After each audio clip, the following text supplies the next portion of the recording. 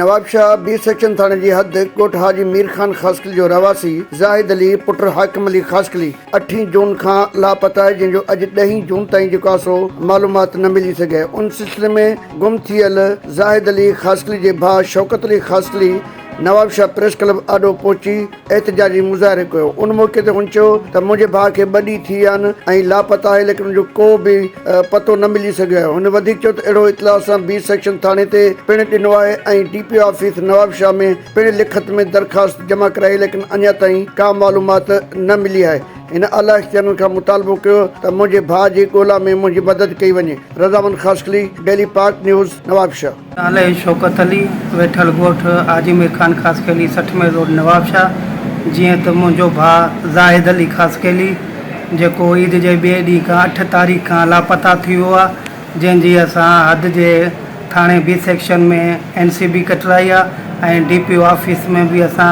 Complain कई आहे, पर अञा ताईं उनजो को बि तदारुक न कयो वञो।